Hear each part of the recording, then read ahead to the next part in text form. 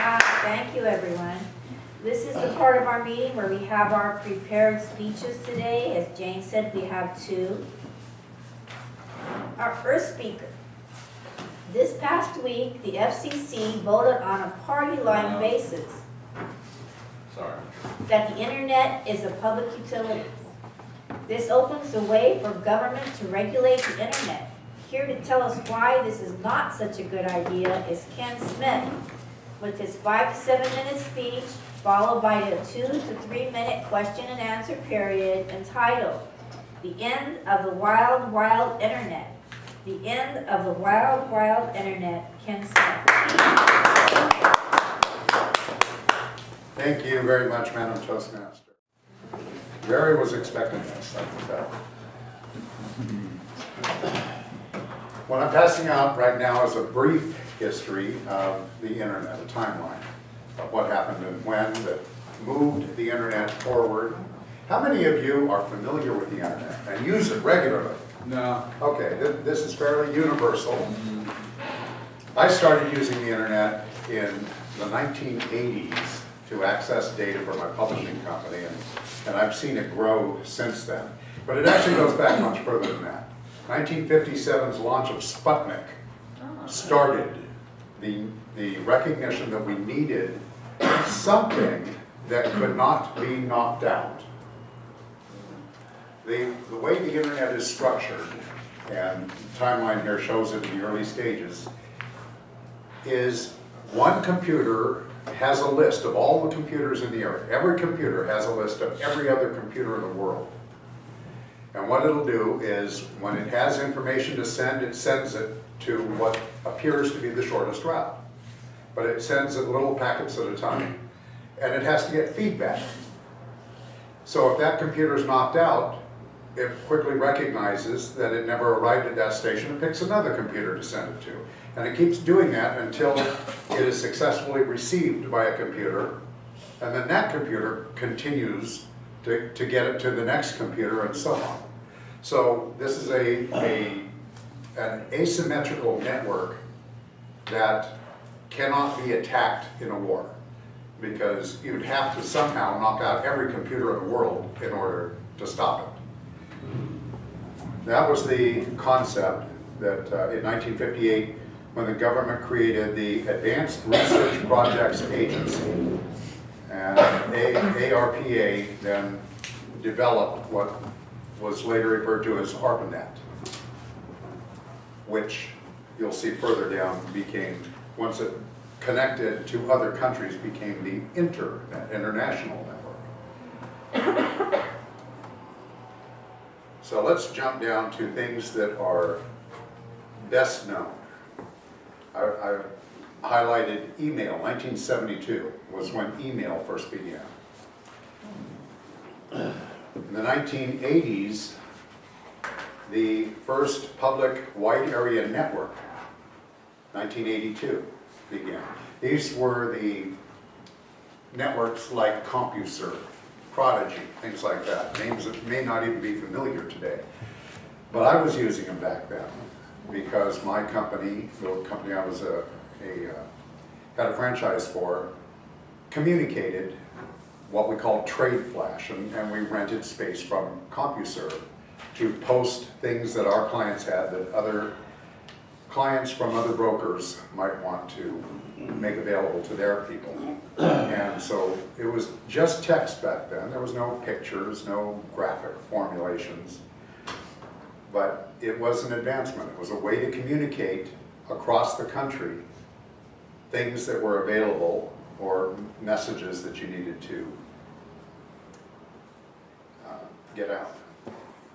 The internet, as I said, 1974 is when the internet term became widely available. And then in 1989, Tim Berners-Lee created the World Wide Net.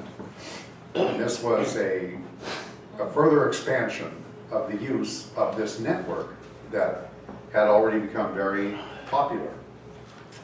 This allowed people to develop on their own things that might be things that other people wanted. The browsers were then invented. to take advantage of this worldwide network. That way you can see things. The problem back then was everything had to be manually created and then posted. I got involved in that. Arlinda and I created our first website in 1995, and it was using the hypertext markup language. So a web page at that time had to be created by someone and posted onto the internet, and then a search engine could find it, and they could see that page as it was created. And it was created initially with just commands. It was not WYSIWYG. WYSIWYG is W-Y-S-I-G, or S-I-G, I don't know. Stands for what you see is what you get.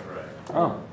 And if you're familiar with Word, something like that, a text document, what you type in looks like what will print out. This was not true back then. You had to type in the commands to say, boldface this, start a new paragraph here, all these kinds of commands. And they had to be created and then uploaded. But that was very cumbersome. You could not simply query something and find an answer to something that wasn't already posted. And then WordPress was developed. WordPress is the script language so that when you ask a question now, the page doesn't have to already exist. It's created by your question. So this is what you now get. These were all things done by entrepreneurs because it was the wild, wild internet. There was no regulation. People could create something, and if no one liked it, it was history. If people did like it, then it became part of what we had. What we will have in the near future will not include any of that. Once it becomes a public utility, it is regulated by the government, and what the government wants to create is what we get, not what other bright people in the world want to create. Let me give you a quick example of how destructive this is. I had a friend back many years ago, worked for AT&T. And this is before the baby bill breakup, when everyone's phone company was AT&T. I don't know, some of you may not remember that. There was a breakdown in communication between Oakland and San Francisco, and he asked someone, okay, there are two ways of doing this. He was part of the repair people at the time. He said, there are two ways of doing this. We can either do it this way, which will cost $10,000, or this way, which will cost $100,000. The obvious answer is the $10,000 way. And he was immediately overruled. No. How much profit is there on $10,000 at 9% versus $100,000 at 9%? See, when you have a public utility, the government gives you monopoly and says you can make 9%. So the higher you can drive your expenses, the more you are allowed legally to charge. So that is the direction we're heading. Questions? So where did Al Gore come in? He came in, I erased it here, and he actually did submit a bill to fund the internet. I took it out of this, I want to keep it to one page. But he did do that. This is where he comes up with the idea that he created it. But this was several decades after the internet was invented. So he didn't really invent it, but he did have a hand in some of the funding for research. Yes? When did the search engine come in? That, 1989, I bold-faced that. The Brewster Cal invented the first internet publishing system, which then became the concept behind a search engine. Which one was it? Which one was what? Which search engine? Because there was like back in the beginning, like Alta Vista. You're right. And, I can't remember. I don't have that information, which was the very first search engine. But yeah, I used to use Alta Vista. Yahoo was, I think, prior to Alta Vista, but it was a different concept. Right. It was, people specifically posted who was where. Yeah. Yeah, what is the argument for non-regulation of the internet? Can you tell us? The internet has always been counter? regulated. The free market regulates. It already If- censors, it already censors? Yeah, it? well, not censor. Uh-huh. The people like Facebook have their own terms of use, and if you don't, if you violate the law, they take it off. Okay. So it's all censorship. But that wasn't the argument for net neutrality. Can you The- tell us the yeah. argument for net neutrality? Well, the government wants to have their hands on everything, so the government side is easy to understand. But they were looking for support of this concept. And Netflix people who pay $7.95 a month Yeah. did not like that sometimes their streaming was buffered because it was, the demand was higher by people who paid $2,000 a month. Uh-huh. And so they thought everyone should have equal access, not understanding that if the people no longer get the increased speed, who are paying $2,000 a month, they're not going to pay $2,000 a month, and therefore that money is not going to subsidize all the little people who are only paying $7.95.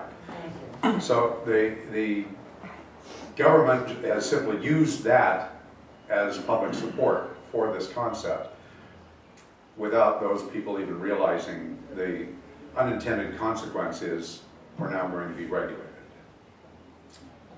I think I'm out of time on the Q&A. Oh, Yeah. all right. Madam Thank you. What's the actual time? It was on time, I think 7.5 minutes for the Yeah. speech.